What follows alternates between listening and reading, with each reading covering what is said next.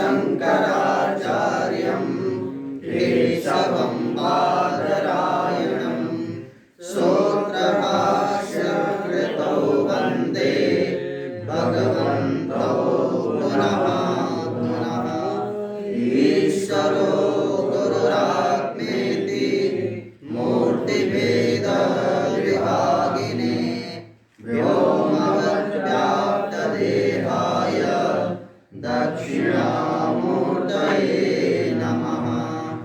सदाशिवसमारम्भां शङ्कराचार्यमध्यमाम् अस्मदाचार्यपर्यन्तां वन्दे गुरुपरम्पराम्। श्रुतिस्मृतिपुराणानाम् आलयं करुणालयं नमामि भगवत्पादं शङ्करं लोकशङ्करम्।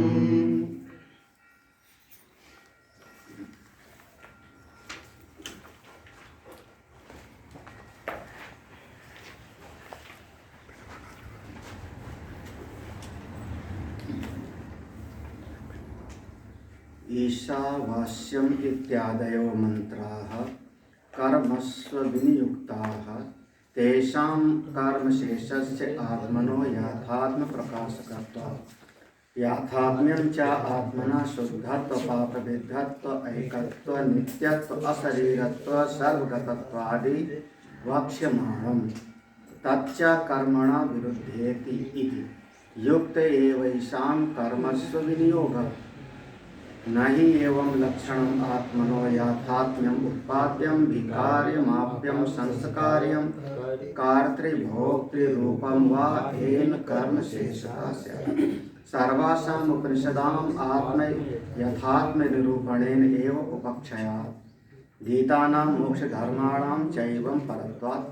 तस्मात् आत्मनो अनेकत्व कर्तृत्व भोक्तृत्व आदि च अशुद्धत्व पापविद्धत्वादि चोपादाय लोकबुद्धिसिद्धं कर्माणि गीतानि। यो हि कर्मफलेनार्थी दृष्टेन ब्रह्मवर्चसादिना अदृष्टेन स्वर्गादिना च द्विजातिरहं न काणपुब्जत्वादि अनधिकार प्रयोजक धर्मवान इत्यात्मानं मन्यते सो अधिक्रियते कर्मसु इति याधिकारविदो वदन्ति। अधिकारविदो वदन्ति, जो अधिकारी का विषय जानते हैं। किस मार्ग का कौन अधिकारी होगा, किस साधन का कौन अधिकारी होगा, जो उस अधिकारी के विषय को ठीक ठीक जानते हैं उनको कहा गया अधिकारविद। उस विषय को ठीक ठीक जानने वाले, जैसे आप समझ रहे हो कि कोई कंपनी अपने यहाँ कुछ लोगों को एचआर की जगह पे रखती है, इंटरव्यू लेते हैं, वो लोग नौकरी पर रखते हैं आदमी को, तो वो लोग क्या, वो सामने वाले की योग्यता है कि नहीं है, हमारी कंपनी में काम करने लायक है कि नहीं है, इस बात को वो आदमी ठीक ठीक समझते हैं, उन्हीं को एचआर की जगह पर रखा जाता है। हाँ, तो उसी प्रकार से जो अधिकारत्व को ठीक ठीक जानते हैं वो कौन है, तत्ववेत्ता लोग। वो दो विभाग है, एक कर्म का और ज्ञान का, कर्मकांड और ज्ञान कांड, हमारे वेद के दो विभाग हैं। तो कर्म कांड के विषय में जो अधिकारी है कैसा होता है कर्म कांड में, उसके लिए कहा आर्थी समर्थी विद्वान ही अविपर्युष तदा अधिकारिणो भवति। अर्थी समर्थी विद्वान अविपर्युष तदा अधिकारिणो भवन्ति। सबसे पहली चीज है कि अर्थी, वो चाहे, उसके भीतर चाह हो। अब उसके भीतर स्वर्ग की चाह ना हो और आप स्वर्ग की प्राप्ति की विद्या बताना शुरू कर दो, यही तो ना। तो अगर वो स्वर्ग चाहते ही नहीं और हम स्वर्ग प्राप्ति की उसको विद्या बताएंगे तो उसका सुनने में भी मन नहीं लगेगा। तो अर्थी जिस मार्ग पर चल रहा है, जिस बात को आप कह रहे हो, वो सामने वाला उसको चाहता है कि नहीं। अर्थी कठोपनिषद में पढ़ोगे तो यमराज जी ने नचिकेता के सामने ढेर सारा रख दिया। हाँ, हाथी ले ले, घोड़ा ले ले, पोता ले ले, बेटा ले ले, 100 साल वाले ले ले, जमीन ले ले, धन ले ले, लेकिन वो कहता है हमको ये सब अर्थी नहीं।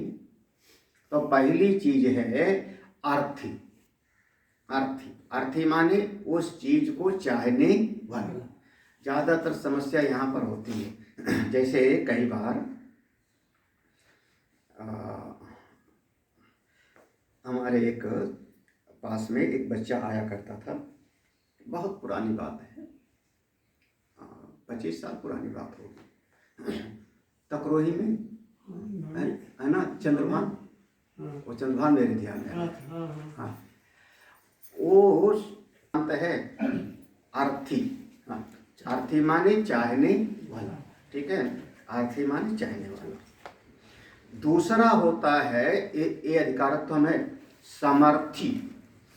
हाँ, अर्थी समर्थी, वो सामर्थ्यवान है कि नहीं है। जिस उपाय को हम सामने वाले को बता रहे हैं वो कर पाएगा कि नहीं कर पाएगा, ये भी तो ध्यान में रखो ना। अरे आप चाहते हो, देखो आप चाहते हो कि आप बद्रीनाथ का दर्शन करो, आप चाहते हो कि केदारनाथ चला जाऊं या कैलाश चला जाऊं, लेकिन घुटना जवाब दे रखा है। तो भले आपके पास में कामना तो है केदारनाथ जाने की, इच्छा तो है, चाहते तो हो, लेकिन अब शरीर में वो सामर्थ्य नहीं, तो कैसे पहुंच पाओगे? हाँ, धन के माध्यम से जा सकते हैं। कहाँ? जैसे में हेलीकॉप्टर से, वो भी 1 किलोमीटर पैदल चलाएगा। हेलीकॉप्टर कोई भगवान शंकर जी के ऊपर थोड़े उतार देगा, हम जा चुके हैं हेलीकॉप्टर से। हाँ, हेलीकॉप्टर वाला हम खुद भोग चुके हैं। तो सामर्थ्य होनी चाहिए आप इसकी, हाँ, हेलीकॉप्टर से भी जाना हो तो क्या चाहिए ना, सामर्थ्यवान तो होना ही पड़ेगा ना, आर्थिक और समर्थ्य। चलो हाँ, आपका घुटना खराब है, आप पाँव से नहीं जा सकते, चलो हेलीकॉप्टर से जाओ तो पैसा चाहिए, गरीब आदमी नहीं जा सकता, यही ना। वहां जहां उतारेगा वहां से पालकी वाला पैसा मांगेगा, है ना। आपके पास धन की सामर्थ्य तो चाहिए। ऐसे अगर किसी को हम बताएं कि तुम स्वर्ग की कामना है तो अश्वमेध यज्ञ करो, राजसूय यज्ञ करो, लेकिन उसके पास संपत्ति ना हो तो वो आचार कहाँ से लाएगा? 16 आचार चाहिए उसमें, है ना। आरदेव चाहिए, उद्गाता चाहिए, होता चाहिए, ब्रह्मा चाहिए, सबके और चाहिए, कहाँ से लाएगा वो? तो सामर्थी मतलब जिस चीज को आप चाहते हो उसको पाने के लायक आप में सामर्थ्य है कि नहीं, ये भी देख लेना चाहिए। 2 चीज होगी। हाँ, अपनी औकात से ज्यादा चीज चाहोगे तो दुख उठाओगे। पुराने लोगों की कहावत थी, तेते पांव पसारिए जेते चादर, ये सुना है ना, पुराने लोगों का, नए लोगों का नहीं। नए लोग कहते हैं सपना बड़ा देखो, बड़ी कल्पना करो। हाँ? और बड़ा सपना देखने में आदमी बहुत दुखी होता है। हाँ, वो आप, हम लोग क्या कहते हैं ज्यादातर, आप देखो 2 तरीका बताएं। आज मन हमारा जो है ये बहुत बढ़िया सूत्र है यहाँ पे ना। देखो, हम लोगों का जो आश्रम होता है, हम लोगों का आश्रम ठीक ठाक पैसा तो होता नहीं इकट्ठा। तो कोई आया 10,000 दे दिया तो लगता है कि यहाँ पर एक कमरा बना दो, कोई आया 20,000 दे दिया तो यहाँ पर एक रसोई बना दो। तो सब का सब बिना प्लानिंग के बन जाता है।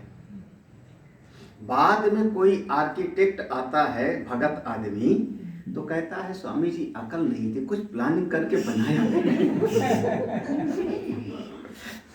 क्योंकि हाँ, अब प्लानिंग करके बनाए नहीं तो क्या सलाह देगा? पूरा तोड़ दो और नई डिजाइन के साथ बनाओ। देखो, हमारे इस आश्रम को भी तोड़ने की सलाह दिया था। हाँ, तो वो पूरा तोड़ दो हम कहते हैं भैया हमारे पास इतना पैसा इकट्ठा नहीं होता, थोड़ा थोड़ा मिलता जाता है, थोड़ा थोड़ा हम लगाते जाते हैं। हम कटोरा लेके रसीद बुक लेके गली गली हम मांगेंगे नहीं। भगवान की कृपा से आकाश वृत्ति से जितना मिला उतने में हम अपना काम चला लेते हैं, ठीक है ना। दूसरे लोग क्या होते हैं, देखो अब दूसरी दृष्टि क्या है, 40/80 का तो हाल होना चाहिए। जेब में है नहीं 40/80 का तो हाल होना चाहिए, क्योंकि कम से कम 1000 लोग अगर सत्संग के लिए आ गए तो कहाँ बैठेंगे। हाँ ठीक है, न्यू भरा दो। अब 4 कमरा बना लो, गृहस्थी लोग भी ऐसे करते हैं, गृहस्थी लोग भी ऐसे करते हैं, मत समझना। हाँ, न्यू थोड़ा मजबूत बनाना, 100-200 साल टच से मत समझना, अपना ठिकाना है नहीं। नींव इतनी चौड़ी चौड़ी बनाना, 1.5 ईंट की। अब नींव तक आते आते जितना जेब में रहता है सब खत्म हो जाता है, सही बता रहा हूँ आपको। नींव तक आते आते प्लिंथ लेवल तक जितना जेब में था वो खत्म हो गया। उसके बाद थोड़ा मांग जांच करके दीवार खड़ा किया, तू उधार दे दे भैया, लोन ले ले, दीवार खड़ा हो गया। उसके बाद छत किसी तरीके से रोगा के बढ़ गया। दरवाजा कहाँ से लगे, चौखट कहाँ से लगे, बिजली की फिटिंग कहाँ से होए, प्लम्बर की फिटिंग कहाँ से होए। बोले चलो एक पर्दा टांग के रहने लगते हैं, धीरे धीरे होता है ना। मतलब आपने जो शुरुआत में सोचा था वो सही तरीके से आपने अपनी सामर्थ्य से ज्यादा सोचा था, समझ में आ रहा चाहिए, अपनी औकात से ज्यादा सोचा था। और उसका परिणाम कि आप साल दर साल आप उस तनाव में रहोगे कि रहने की व्यवस्था ठीक से नहीं। तुमको नहीं पता, यहाँ जहाँ बैठे हो आज इस वाले हाल में, यहाँ हम पहले टीन डाले थे, याद है सत्य। हमारे पास 2 कमरे थे, नीचे में एक वाला कमरा, पीछे वाला कमरा। एक कमरे में सारे पुरुष लोग सो जाते थे, दूसरे कमरे में स्त्री लोग, और एक कमरे में 15-15, 10-10 लोग, 15-15, 10-10 लोग करवट नहीं बदल पाते थे। एक कमरे में लेडीज, एक कमरे में जेंट्स। और मैं कभी यहीं पर तखत पड़ा रहता था, ऐसे टीम थी, यहाँ पर जो है ट्रैक्टर डाला हुआ था, इसको गोबर से लिपा था। इसमें हमने साधना शिविर किया, इसमें साधना शिविर किया। ज़्यादातर जेंट्स लोग गंगा जी जाते थे सवेरे, लेडीज बाथरूम में नहा लेती थी। हमारा अपना तरीका ऐसा था।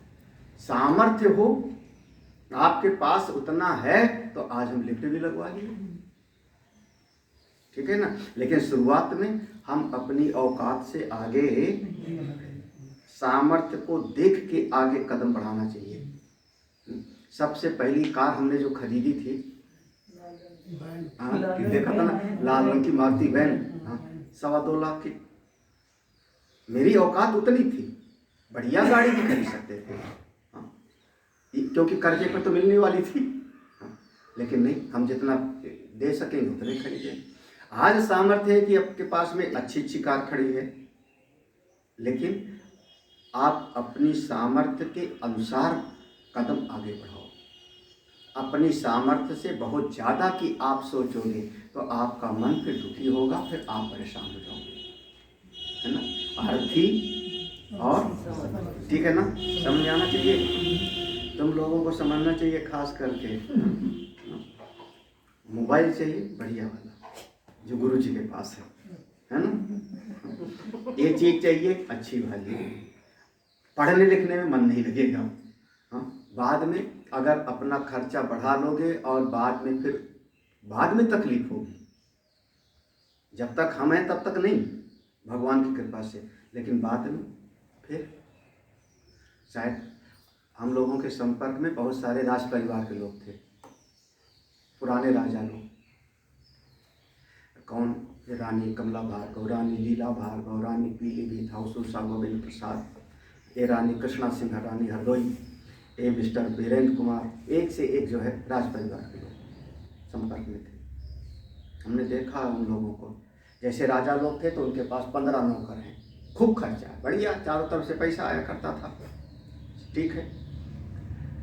जब रजवाड़ा खत्म हो गया, सरकार ने जमींदारी प्रथा का उन्मूलन कर दिया, जमींदारी प्रथा चली गई। जमीन जो जोतता बोतता था उसके नाम चली गई। हाँ, तो आपकी आय का स्रोत तो कम हो गया, लेकिन खर्चा उतना को उतना नौकर कम नहीं कर पाए। समझना, नौकर ने कम नहीं कर पाए, क्योंकि जो ठाठ बना था वो ठाठ में फिर बेइज्जती हो जाएगी, लोग क्या कहेंगे। कुछ राजा लोग फिर राजनीति में चले गए जमींदारी उन्मूलन के बाद। कुछ राजा लोग फिर बड़े बड़े व्यापार खोले, जैसे रानी पीलीभीत के जो है शुगर मिले हैं कई, कोई बड़ी बड़े व्यापार उन्होंने खोला, बड़े बड़े जो है ऐसे। तो जो व्यापार में चले गए वो संपन्न हैं, जो राजनीति में चले गए वो संपन्न हैं, जो न राजनीति में जा पाए न व्यापार में जा पाए और न खर्चा कम कर पाए, वो फिर कटोरा लेके भीख मांगने लगे। 10,000 वहाँ से, 50,000 वहाँ से, 1 लाख वहाँ से, सब का सब ऐसे तैसे हो गई, क्योंकि खर्चा आपका बढ़ गया। औकात के ज़्यादा आपने तरीका अपना लिया तो बाद में आपको कष्ट होगा। ठीक है ना, समझना चाहिए। आर्थी समर्थी, ये 2 चीज़ है, बहुत सूत्र है ये। भगवान भास्कर ने इस पर विस्तार से लिया है। क्या लिखा? यौ ही, देखो, यौ ही कर्म फलेन अर्थी। ठीक है ना, यहाँ से कर्म फलेन अर्थी, कर्म फल का अर्थी है। अर्थी माने कौन सा? दृष्ट फल या अदृष्ट फल। दृष्ट फल में आया ब्रह्मवर्चस्व इत्यादि, अदृष्ट फल में आया स्वर्ग आदि ना। ठीक है ना। फिर उसके साथ सामर्थ्य भी होनी चाहिए, अर्थी समर्थी, तीसरी चीज है अर्थी समर्थी। और तीसरा है विद्वान। थोड़ा अब इसको समझना, विद्वान। ये सूत्र यहाँ का नहीं है, इसमें भगवान भास्कर ने उस सिद्धांत को लिया है। अर्थी समर्थी विद्वान। विद्वान माने जिस कार्य को करने आप जा रहे हो उस कार्य के बारे में आपको समझ भी चाहिए ठीक ठाक। अगर उस चीज के बारे में आपको समझ नहीं होगी तो आपको दुख मिलेगा। ठीक है ना, नहीं समझ आ रहा? नहीं समझ आया? अरे आप चाहते हो कि बढ़िया वाला मोबाइल मिल जाए आपको, चाहते हो, ठीक है ना। अर्थी, आपके पास पैसा है तो सामर्थ्य भी है, ठीक है ना। अर्थी भी है, समर्थी भी हो। जाके बढ़िया से बढ़िया मोबाइल खरीद लो और चलाने ना आवे तो, अब बताओ, चलाना ना आवे तो। कई बड़े शहरों में देखो तो घर में गाड़ी खड़ी होती है, चाहते हैं कि कार हो, बिल्कुल सामर्थ्य खरीद लें, चलाना आता नहीं, रिक्शा से बैठ के जाते। ये क्या वो नम्रता है ना? ऐसा हमारी कॉलोनी सबकी खड़ी हैं, सिर्फ हमारी चलती है क्योंकि तुम चला लेती हो। अच्छा, चला लेती हो, ठीक है। अभी की बात है, अभी 5-6 दिन हुआ, ज़्यादा नहीं, 5-6 दिन हुआ। अनंतानंद ओंकारंग यहीं पर थे। रात में 10 बजे फोन आया हमको, कोई एक महामंडलेश्वर की कार वहीं खड़ी हो गई जहाँ शंकर जी खड़े हैं। महामंडलेश्वर जी की कार वहीं पर खड़ी हो गई। वो ड्राइवर समझ ही नहीं पाया, तो हमको फ़ोन किया, महाराज कुछ करो। तो हमने फिर विनोद को फ़ोन किया, अनंतानंद को कहा जाके देखो। हाँ, अब देखो, रात में 10 बजे ये लोग गए, वो गाड़ी थोड़ा एयर ले ली चुकी थी, गाड़ी एयर ले लेगा, उसका एयर थोड़ा सा निकाल दिया उन्होंने, वो तरीका समझ गए और वो गाड़ी स्टार्ट हो गई। लेकिन तब तक महात्मा जी रिक्शा से चले गए महात्मा जी तो रिक्शा से चले गए थे और फिर वो गाड़ी स्टार्ट किया इन लोगों ने, और फिर उसके बाद 5 मिनट में वो गाड़ी चली गई। समस्या कहाँ हुई थी? आपको गाड़ी चलाना आ गया, लेकिन उसका सिस्टम आप समझे, समझ में आया कि नहीं? गए थे कि नहीं? तुम जाना चाहिए था, तुमको भी चलाना खूब आता है। और जरा सा गाड़ी में कहीं एयर ले लेवे तो कैसे निकालोगे उसका? कई लोगों को, हाँ, क्या मजेदार बात याद आ रही है आज। करीब 1-1.5 साल से ये गाड़ी चला रहे थे प्रणव, 1-1.5 साल हो गया था, 1.5 साल से गाड़ी चला रहे थे। एक दिन हमने कहा इसका जैक कहाँ है, निकालो, पहिया बदलो। पंक्चर नहीं थी, ठीक था। हमने कहा पहिया बदलो, कहीं गाड़ी सड़क पे खड़ी है, तो उन्होंने कहा जैक। अब कल्पना करो, है ना, साल भर कोई गाड़ी चलावे और उसका जैक कहाँ होता है, हैंडल कहाँ होता है, उसके जो है नट बोल्ट खोलने का कहाँ होता है, आपको पता ना होवे तो फिर आपको दुख मिलेगा। इसका नाम हुआ जिस चीज के बारे में आप कर रहे हो उसके बारे में समझ भी पहले, ठीक है ना, बिल्कुल समझना। विद्वान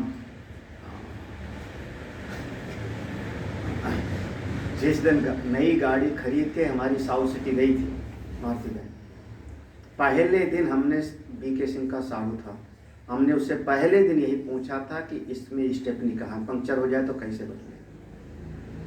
गाड़ी खड़ी करते से पहले दिन ही हमने पूछा था और उसने सब दिखाया था कि यहाँ पर ऐसे जो है पहिया होता है, ऐसे इसका ये होता है, इस तरीके से खुलता है, उस तरह सब उसने समझाया था।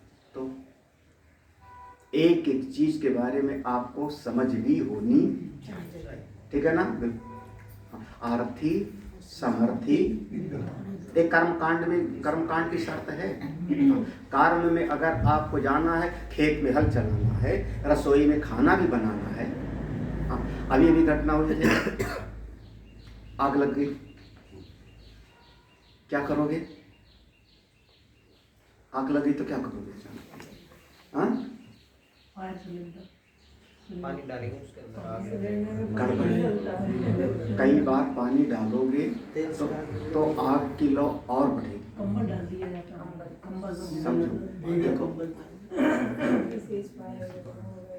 जैसे जब हम चूल्हे में आग जलाते हैं ना, चूल्हे में आग जलाते हैं तो मुंह से फूंकते, जब मुंह से फूंकते हो आप तो हमारे फूंकने से आग नहीं जल रही, हमारे फूंकने से ऑक्सीजन वहां पर जा रहा है, तो उस ऑक्सीजन के कारण वो जलने लगती है। जैसे लालटेन है, देखो तो नीचे उसमें हवा जाने की जगह होगी, हाँ, लैंप है उसके ऊपर ऐसे रख दो, ऑक्सीजन मिलना बंद हो जावे तो वो बुझ जाता है ना। तो ऑक्सीजन चाहिए, तो पानी में ऑक्सीजन होता है, हाइड्रोजन है ना, H2O, हाइड्रोजन भी है, ऑक्सीजन भी है। तो पानी डालोगे तो कभी कभी अगर इतनी आग है, एक बाल्टी पानी डाल दिया तो बुझ जाएगी, लेकिन आग ज़्यादा है, पानी थोड़ा सा है तो फिर बढ़ जाएगी। और हाँ, एक तरीका। तो वहाँ पर आग को बुझाने के लिए वहाँ पर ऐसी चीज़ डाली जाती है जो वहाँ कार्बन डाइऑक्साइड को बढ़ा देगा। ये जो फायर वाला होता है कार्बन डाइऑक्साइड से भरा हुआ है, इसमें यही होता है, कार्बन डाइऑक्साइड है। तो वो जाके भर जाएगा तो वहाँ पर ऑक्सीजन मिलेगी नहीं, तो आग वहाँ पर बुझ जाएगी। अगर तुरंत आग लग गई तो क्या करोगे? हाँ, अभी लखनऊ में भी एक दिन हुआ था, गैस सिलेंडर में लग गई थी, मैं था लखनऊ में। हाँ, यहाँ पर भी 2 बार हो चुका ना, अभी भी विनोद हुआ था परसों नरसों 3-4 दिन पहले। क्या हुआ था? 4-5 दिन निकल गया था, कुछ निकल गया था, कुछ हुआ था ना, कुछ हुआ था, आवाज़ आने लगी थी मुझको कमरे में, तो मुझको लगा कि कुछ है। तो विद्वान भी होना चाहिए आपको। ऐसी परिस्थिति में आपको क्या करना है? आपके पास गैस सिलेंडर है, आपके पास चूल्हा है, आपके पास तमाम तरह की मशीनरी है, बिजली है, शॉर्ट सर्किट हो जाए तो क्या करोगे? अचानक यहाँ से चिंगारी निकलने लगे तार से तो क्या करोगे आप? इसके बारे में आपको समझ भी होना, ठीक है ना। 3 चीज़ हो गए, आर्थी समर्थी विद्वान। अब इसको यज्ञ में ले जाना। आप स्वर्ग की कामना वाले हो, बहुत अच्छा। स्वर्ग की कामना के लिए करना क्या होगा? यज्ञ। तो यज्ञ करने में सामर्थ्य हो तब स्वर्ग की कामना करो। अगर सामर्थ्य ना हो और स्वर्ग की कामना करोगे तो दुख मिलेगा, यही ना। फिर यज्ञ, कौन सा यज्ञ हम करें? यज्ञ की विधि क्या होता है ये हमको भी थोड़ा बहुत पता होना चाहिए, ठीक है ना। विद्वान, आरथी समर्थी विद्वान, 3 हो गया ना। चौथा कहा अविपर्युष, जिसको शास्त्र ने, कानून ने मना ना किया हो।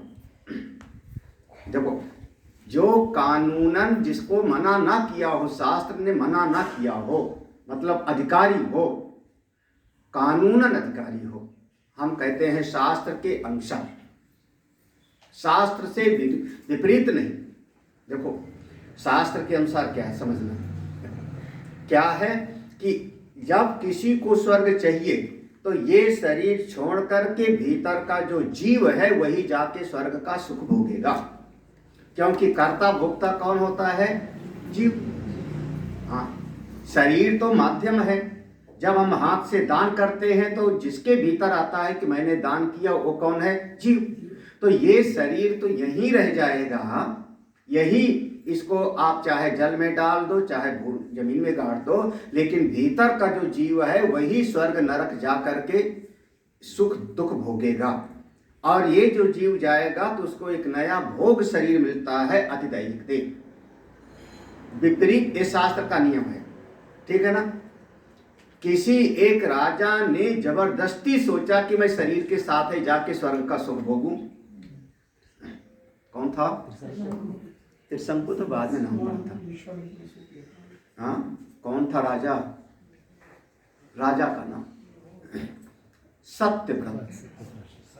राजा का नाम सत्यव्रत, हरिश्चंद्र के पिताजी, उनका नाम सत्यव्रत। अब देखो, अब इस शास्त्र से विपरीत उन्होंने सोचा ना कि मैं इसी शरीर के साथ जाऊं और जा करके स्वर्ग का सुख भोगूं। तो क्या हुआ? जिस चीज को शास्त्र ने मना किया है उसको आपने जबरदस्ती करना, ठीक है ना। यहां से गड़बड़ी हो रही है। तो बाद में वशिष्ठ ऋषि ने मना कर दिया, वशिष्ठ के पुत्र ने मना कर दिया, उन्होंने श्राप भी दे दिया, जा पापी है तू। विश्वामित्र ने कहा जो वशिष्ठ ना करे वो मैं जरूर करूंगा। इनका तो आपस में लाग डांट था। अब उन्होंने शरीर स्वर्ग भेजने के लिए यज्ञ कराया, शरीर के साथ वो स्वर्ग गए, वहां से धक्का मार के निकाले गए। जब उलट गए तो सिर नीचे और पांव ऊपर, और तब से उनका नाम पड़ गया त्रिशंकु। त्रिशंकु नाम तब पड़ा जो न ऊपर के रहे और न नीचे। गड़बड़ी क्या हुई? गड़बड़ी ये हुई कि आप शास्त्र की विधि के विपरीत चलने का सोचे ना। जिस चीज को शास्त्र ने मना किया है वैसा मत करो। विधि और निषेध ये दोनों का पालन करना चाहिए। आविपर्यो माने, अब यहाँ पर सुन, जैसे है, अब देखो सरल भाषा में कहें, जब तक यज्ञोपवीत नहीं हुआ है तब तक वेद पाठ का अधिकारी, ठीक है ना। और यज्ञोपवीत के बगैर अगर वो वेद का अध्ययन करता है तो अनधिकार चेष्टा हो गई। अभिप्राय, बिना टिकट लिए ट्रेन में बैठना है ना, मना है ना, नहीं चाहिए। अब भाई बैठ भी जावे तो पहुंचेगा तो, लेकिन डरा डरा सा बैठा रहेगा, डरा तो रहेगा। हर काला कोट वाला उसको टिटिए दिखेगा। ये मेरा अनुभव है, मैं बता रहा हूँ। मैं बेटिकट चला हूँ ट्रेन में, इसलिए वो भी करके देखा हूँ। लेकिन नियम क्या है कि टिकट लेके ही ट्रेन में बैठना, ठीक है ना। हाँ, तो उसी प्रकार से अविपर्यो माने जिस चीज के अधिकारी नहीं हो उसके लिए प्रयास मत करो, ठीक है ना। समझ आया ना। दृष्टांत क्या दिया था? दुजातीयहम ना काण कुब्जत्वादि अनधिकार प्रयोजक धर्मवान इति आत्मान। जैसे अब देखो, समस्या सबसे बड़ी कहाँ हुई थी, आप लोग थोड़ा गहराई से समझो। आज से मेरा मन ऐसे इसी पर है। घर में 3 बेटे हैं। हाँ, बड़ा बेटा अंधा है तो राज के अधिकारी नहीं है ना। अब समझ गए कहाँ की बात है गई ना। और राज्य का अधिकारी नहीं हो सकता। क्यों? क्योंकि शास्त्र ने मना किया है कि अंधा आदमी अगर होगा और राज सिंहासन पर बिठा दोगे तो अंधे आदमी को कुछ दिखाई तो पड़ता नहीं, तो किसी से सलाह लेके करेगा। जिस कहाँ दस्तखत करना है तो कोई उंगली पकड़ के बतावेगा कि यहाँ कर दो दस्तखत, यही तो ना। तो सलाह लेके करेगा। तो जो अंधा आदमी राजा बनेगा तो अंधा आदमी की शासन सत्ता असल में उसके भीतर नहीं बल्कि जो सलाहकार होगा उसके भीतर चली जाएगी, है ना। क्योंकि काम कैसे करेगा वो, कोई ना कोई बतावेगा। तो ये राज्य के अधिकारी में मना कर दिया शास्त्र ने, धर्मशास्त्र ने मनुस्मृति में मना है। जो अंधा होता है वो राज सिंहासन के अधिकारी पर नहीं बैठ सकता, मना कर दिया। जो छोटा है वो दासी पुत्र है। हाँ, दासी पुत्र भी राजगद्दी पर बैठने के योग्य नहीं होता। अब किसको बिठाया जावे?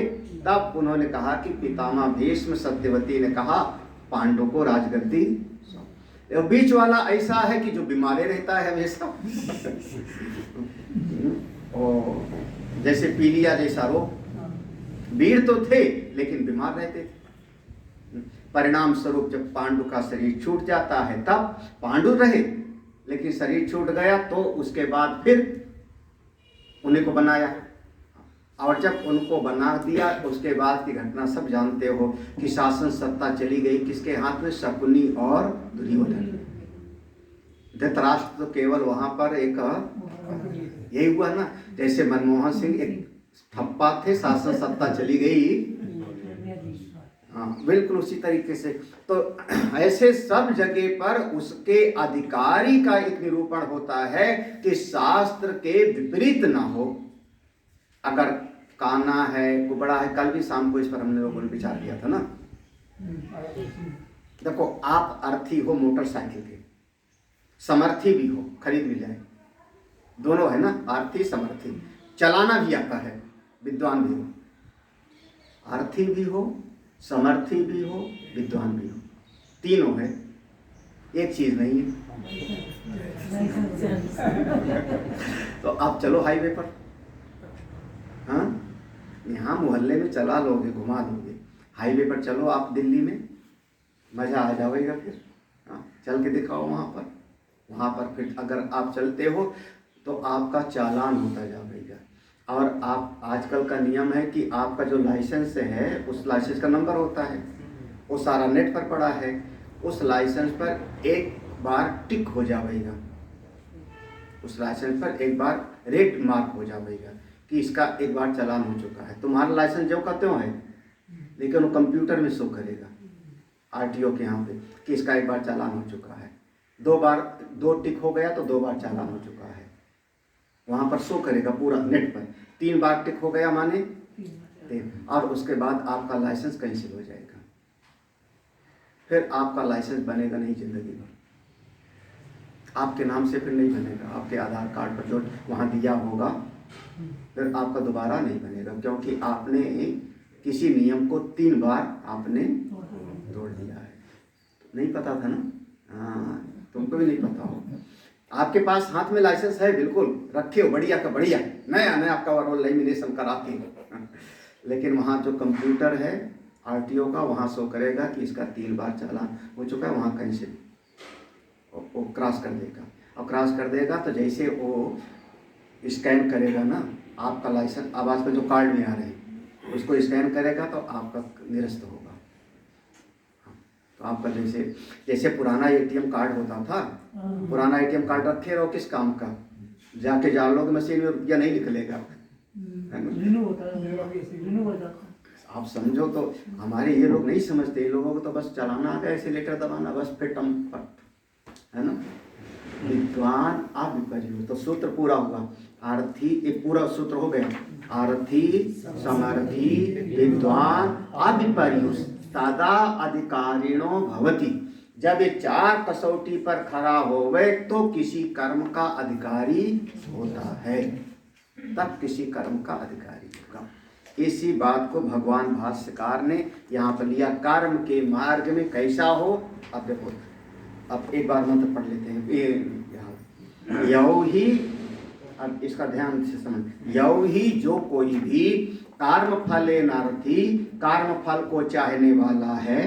कौन सा कर्म फल? दृष्टेन ब्रह्म वर्चसादिना, दृष्ट फल, तुरंत का फल कर्म का, तेज ब्रह्म वर्चस आदि, जैसे गायत्री जाप करना है तो तेज, आदृष्टेन स्वर्गादिना, तो 2 फल होता है कर्म का, दृष्ट यहाँ पर और आदृष्ट फल कोई न कोई चाहने वाला हो। साथ ही भीतर, अपने भीतर कर्ता भाव हो, कैसे?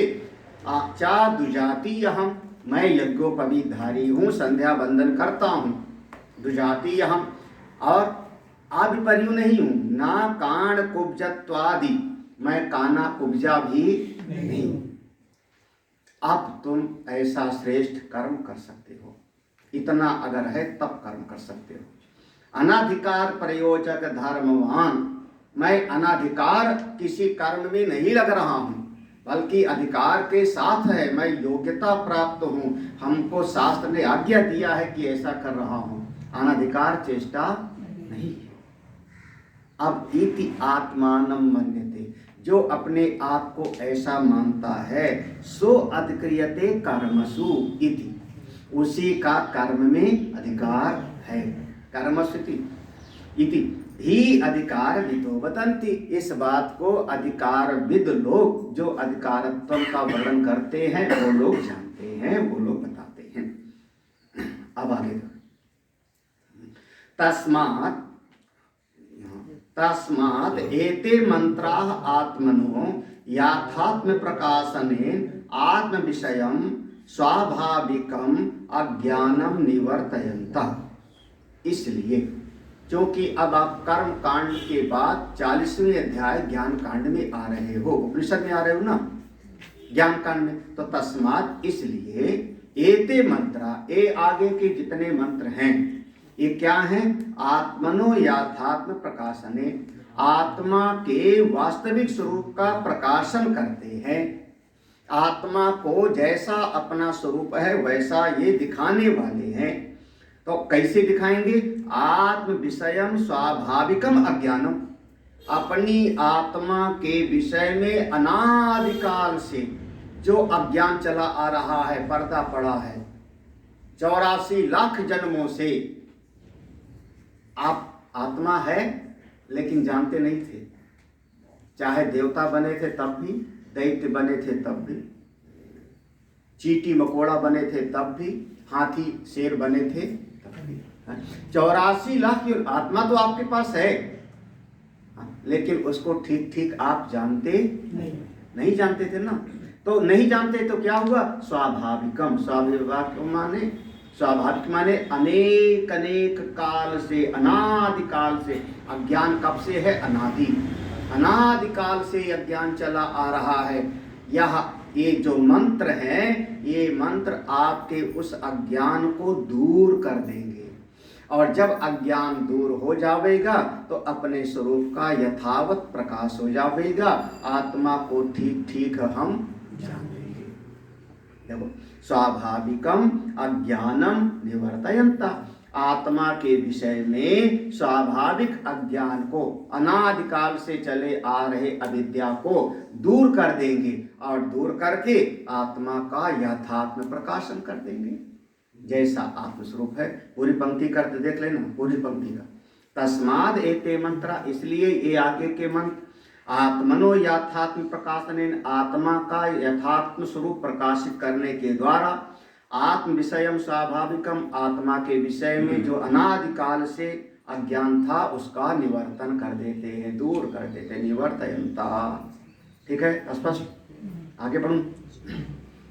अच्छा, संसार का अज्ञान मिट गया तो क्या होगा? बढ़िया, अज्ञान मिट गया तो हाँ, फल देखो। शोक मोह आदि संसार धर्म विच्छित्ति साधनम आत्म एकत्वादि विज्ञानम उत्पादयन्ति। बहुत बढ़िया। हाँ, भाई अज्ञान के कारण जो जो था वो क्या क्या था? शोक मोह आदि, आदि माने शोक मोह दो चीज तो हो गया, आदि माने सब। हाँ बिल्कुल, सब जोड़ लो। हानि लाभ, विजय पराजय, सम्मान अपमान, जो कुछ भी था वो सब का सब, राग द्वेष सब का सब, है ना। वो षड विकार, काम क्रोध लोभ मोह अविद्या अस्मिता राग द्वेष, सब शोक मोह आदि माने सब का सब। आदि शब्द लगाया ना, सब का सब। वैसे लगभग जो बीत गया उसके लिए शोक होता है, और जो वर्तमान में है उससे मोह होता है। नहीं समझा? कल हमारा कोई ग्रंथ फट गया था तो उसको याद करके अब क्या करोगे? दुखी होगे, इसका नाम हो गया शोक। हाय हाय मेरा वो वस्त्र फट गया था, मेरा ग्रंथ, यही ना। तो बीत गया था उसको याद करके शोक की व्याकुल हो रहे हो। और वर्तमान में जो है वो अब इससे कोई छूना मत, कोई चुराना मत, लेना मत। तो वर्तमान में जो है उससे मोह होता है, और जो बीत गया उससे सुख। ये बहुत बड़ा। अब भविष्य की होती है चिंता, कल क्या होगा, परसों सर्दी लगेगी तो कंबल कहाँ से मिलेगा।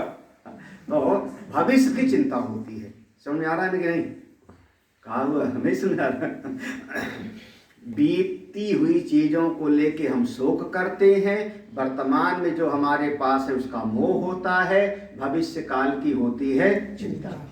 और ये जितना कुछ है वो सब संसार का धर्म है। संसार धर्म, ये संसार का जितना धर्म है अभी गिना दिया ना, सबका सब, भूख प्यास, जन्म मृत्यु, विजय पराजय, सुख दुख, ये सब संसार धर्म विच्छित्ति, सारे संसार का जितना कुछ है काट देता है।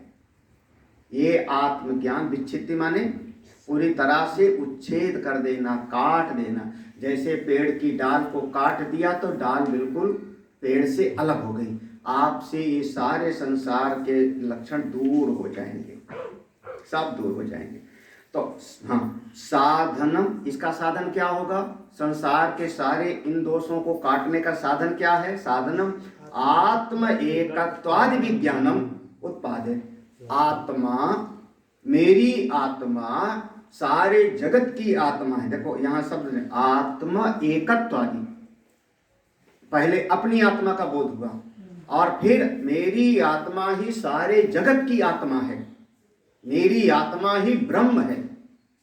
इसलिए कहा आत्म एकत्वादि, ब्रह्मात्मैक्य बोध हो जाएगा। जब ब्रह्मात्मैक्य बोध हुआ, ऐसा विज्ञान प्राप्त हो जाएगा तो सारा शोक मोह आदि संसार धर्म आपका टूट जाएगा। तो ये उपनिषद करेगा क्या? आपके भीतर आत्मा के एकत्व का, आपकी आत्मा ही ब्रह्म स्वरूप है, उसका बोध करा देगा। और जब ये बोध हो गया तो संसार के सारे जय विजय अपमान सम्मान सब खत्म। इसलिए यहाँ पर वो सब लागू नहीं होगा। कौन सा? कर्म वाला विभाग। ये आगे के मंत्रों का कर्म में विनियोग यहाँ पर पूरा हुआ, यहाँ पूरा हो गया भगवान भाष्यकार को जो कहना था। इसके बाद जो एक अंतिम पंक्ति है, अंतिम पंक्ति इस ग्रंथ का, उपनिषद का, वो संबंध चतुष्टय है। जैसे एक होता है साधन चतुष्टय, है ना? साधन चतुष्टय में 4 चीज हुई, विवेक, वैराग्य, समाधि षटक, मोक्ष। क्या? चारों बोलो जोर से, हमको सुनाई पड़े, सुनाई पड़े। हाँ। विवेक, वैराग, समाधि संपत्ति, मोक्ष। और जो समाधि षटक संपत्ति 6 की परिभाषा बोल सकते हो संस्कृत में? कम शाम कहा तो उससे मैंने पूछे नहीं। इंद्रिय निग्रह, दम, इंद्रिय इंद्रिय निग्रह। जोर से बोलो, सुनाई पड़े, मुंह खोल के। हाँ, उपरति, हाँ, उपरति, स्वधर्म अनुष्ठान। बिल्कुल, वेरी गुड। स्वधर्म अनुष्ठानम एव, ये भगवान भास्कर की परिभाषा है। दीक्षा, हाँ, सुख दुखादि हाँ, सहिष्णुत्वम, सुख दुखादि सहिष्णुत्वम, एक तत्वबोध की परिभाषा है, हमेशा काम आएगी, रट डालो तत्वबोध की। हाँ, सुख दुखादि सहिष्णुत्वम। श्रद्धा,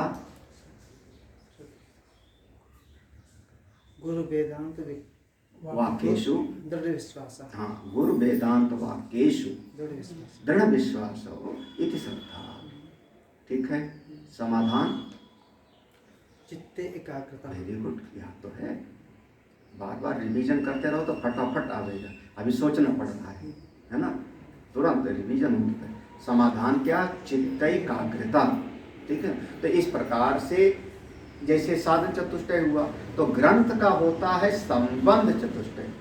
संबंध चतुष्टय, इसको अनुबंध चतुष्टय भी बोलते हैं। हाँ, अनुबंध चतुष्टय, अनुबंध चतुष्टय भी कहते हैं, संबंध चतुष्टय, अनुबंध चतुष्टय। चलो कह लो। तो कोई भी ग्रंथ आप जब उठाते हो तो उस ग्रंथ में 4 चीजों का निर्णय किया जाता है। इस पंक्ति में, अगली पंक्ति में 4 चीजों का है, एक ही पंक्ति में। पहली चीज देखो, जैसे लाइब्रेरी में जाओ आप, तो मैंने लाइब्रेरी संभाली है बहुत दिन तक। तो लाइब्रेरी में आप करते क्या हो? कौन सी अलमारी में कौन सी किताब होगी, कौन सी अलमारी में कौन सी किताब होगी, तो उसको कैसे विभाग करते हो? विषय के साथ में। हाँ, साइंस की पुस्तकें इसमें होंगी, सामाजिक विज्ञान की पुस्तकें उसमें होगी, यही ना। तो पहली चीज क्या हुआ? विषय। अगर आपको दवाइयों की पुस्तक देखनी है तो वहाँ इतिहास भूगोल वाली अलमारी में नहीं जाओगे ना। तो ग्रंथ माने कोई भी ग्रंथ होता है तो सबसे पहली चीज होता है कि इस ग्रंथ का विषय क्या है, पहले ही समझ लो। और लगभग किसी भी ग्रंथ की भूमिका में लिखा जाता है। हर ग्रंथ की प्रस्तावना भूमिका होती है। ये विनोद को बहुत अच्छी तरह से याद होगा, जिंदगी भर यही किए, है ना। प्रस्तावना, भूमिका या दो शब्द, उसके शुरुआत में लिखा जाएगा कि इस ग्रंथ में क्या विषय, ठीक है ना, किस विषय को लेकर के ये ग्रंथ लिखा गया। तो अनुबंध चतुष्टय में इस ग्रंथ का विषय क्या है? इसमें लिखा प्रस्तावना। हाँ, इसमें प्रस्तावना है। इसमें प्रस्तावना है, सब जगह होता है। तो ग्रंथ का विषय क्या है पहले, तो वो ग्रंथ का विषय आप पढ़ लो तो आपको पता लग जाएगा कि इस ग्रंथ में इस विषय पर चर्चा की गई है, तो हमको और ज्यादा भटकने की जरूरत, ठीक है ना। दूसरा होता है प्रयोजन, ठीक है ना। इस ग्रंथ का जो मूल प्रयोजन क्या है। अब भाई दवाइयों का ग्रंथ है या भूगोल का ग्रंथ है या किसी और विषय का ग्रंथ है, इस ग्रंथ का, अब जैसे ऐसे समझ लो, सरल भाषा में कहूँ तो हम ये ड्रोलिया के यहाँ पहले पहुँच जाते थे, उनको खूब जानता है, मेरे नाम से शायद सोनोकुटी से आए हैं तो कमीशन भी कुछ दे देता होगा, कुछ नहीं देता? अरे नहीं देता होगा, देता है। देखो ये देखो, कभी देता कभी नहीं देता। तो कभी देता है, ज़्यादा देंगे तो बचा। हाँ तो 150 देता है। अब 10 लोग रोजे जा रहे हो, सभी कहते हो कि हम स्वामी जी के पास से आए, तो कितना कमीशन दे रहे है ना। तो वो जानता है। तो अब वहाँ पर जाओ तो वहाँ पर ज्योतिष की भी किताबें रखी हैं, लेकिन हमारा तो कभी मन ही नहीं हुआ ज्योतिष की किताब देखने। क्यों? क्योंकि हमारा प्रयोजन ही नहीं कि ज्योतिष सीख के किसी का हाथ देखूं या जन्म कुंडली बनाऊं। मेरा प्रयोजन वो है नहीं। वहां जाके हम कोई ना कोई वेद वेदांत का ग्रंथ देखेंगे, दर्शन उठा के ले आएंगे, हमारे पास सभी दर्शन रखे होंगे। रामगरीब पांडे जाए तो कौन सा किताब देखेंगे? अवकहड़ा चक्र वाली किताब, लाल किताब, भृगु संहिता। अरे पहले सब इकट्ठे किए हो। भृगु संहिता, भृगु संहिता तो कहाँ से सीखा था फिर जन्म कुंडली में? वो अलग प्रकार की मैं बताऊंगा। हाँ चलो, रावण संहिता के पास, रावण संहिता के हाँ ये भगवान दशानन, छोटा मोटा तो जान ही देख करके उसको लिया नहीं, मैंने तीसरी बताइए ज्योतिष पढ़ाने वाले आचार्य लोग। तो देखो दूसरा हो गया प्रयोजन, ठीक है ना, बस इतने समझ। ग्रंथ में अनुबंध चतुष्टय में 4 चीज, विषय, प्रयोजन, अधिकारी और संबंध। ये 4 चीज को मिला के कहते हैं अनुबंध चतुष्टय। तो इस ग्रंथ का विषय क्या है, इस ग्रंथ का प्रयोजन क्या है, इस ग्रंथ का अधिकारी कैसे हो, और इस ग्रंथ का संबंध क्या है, किसमें जो अधिकारी है और जो उसके प्रयोजन है, दोनों के बीच में कैसा संबंध होगा। तो इसको देखो, इति एवं उक्त अधिकार अभिधेय संबंध प्रयोजनान मंत्रान संक्षेपतो व्याख्यास्यामः। इति एवं, इस प्रकार से, उक्त, जितना हमने ऊपर एक भाष्य में बता दिया कि आगे का जो विषय है वो कर्म का विषय नहीं है, आगे के मंत्र उनका कर्म में विनियोग नहीं है। इस प्रकार से जो हमने बता दिया, तो आगे का जो मंत्र किसके लिए है? उक्त अधिकारी। अधिकार, अधिकार माने ऐसा अधिकारी होवे। कैसा अधिकारी? कैसा अधिकारी? ऊपर का वर्णन आया, अधिकारी कैसा होवे? जो अपनी आत्मा के यथार्थ स्वरूप को जानना चाहता है। तो यही है ना, पहले बताया था ना कि इस ग्रंथ का ये प्रयोजन होगा ना। तो जो अधिकारी कैसा हुए, जो ऐसा अपनी आत्मा को जानना चाहता है, जो अनादिकाल से चलता आ अपने भीतर की अविद्या को मिटाना चाहता है, यही ना, वो साधन चतुष्टय संपन्न वाला इस ग्रंथ का अधिकारी है। ठीक है, अधिकारी, अधिकारी माने, अधिकार माने साधन चतुष्टय, अविधेय, अविधेय माने विषय। इस ग्रंथ का जो विषय है क्या है, आपके आत्मा का यथार्थ स्वरूप का प्रकाशन, आपकी वास्तविक सत्ता का ज्यों का त्यों दिखा देना, यही इसका विषय है, ये इसका विषय है। अच्छा, संबंध क्या है? इस ग्रंथ का संबंध ये है कि प्रतिपाद्य प्रतिपादक भाव है, बोध्य बोधक भाव, ये से कहते हैं, बोध्य बोधक या प्रतिपाद्य प्रतिपादक। गुरु जी सुनाते हैं और सुनते सुनते ही सामने वाले शिष्य के मन में उसका भाव आ जाता है, इसका नाम हुआ बोध्य बोधक। प्रतिपादन किया गया और प्रतिपादन करते करते सामने वाले को बात समझ में आ गई, फिर बाद में कुछ करना ना पड़े। अगर बाद में कुछ करना पड़ता है तो उसका रूप अलग हो जाएगा, प्राप्त प्रापक संबंध हो जाएगा, वो कर्म कांड में होता है। पहले समझो पढ़ो बाद में करो तब फल मिलेगा, वो कर्म कांड का विषय है। यहाँ पर क्या होगा? संबंध प्रतिपाद प्रतिपाद, श्रवण करते करते ही बोध होना चाहिए। प्रयोजन क्या हुआ इसका? प्रयोजन अज्ञान की निवृत्ति। प्रयोजन क्या हुआ? ऊपर कहा था शोक मोहादि संसार धर्म इच्छित, आपके जीवन का शोक चला जाएगा, आपके जीवन का मोह चला जाएगा, आपके जीवन में संसार के जो जो लक्षण हैं, संसार वाले, संसार धर्म, वो सब का सब समाप्त हो जाएगा, आप अपने आनंद में रहोगे।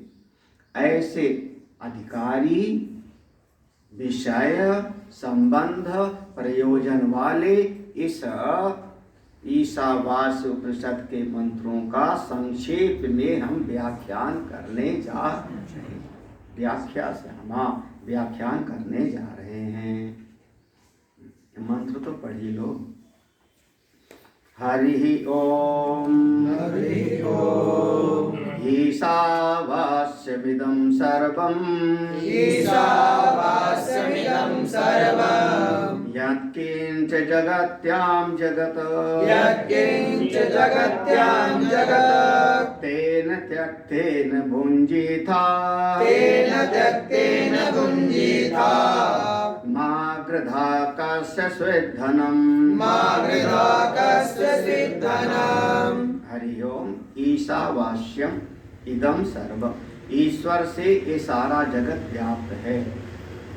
यत् किंच, जो कुछ भी, जगत्याम जगत, इस जगत में, पृथ्वी पर जो कुछ भी है, जरा सा भी है, वो सब ईश्वर से ही व्याप्त करने योग्य है।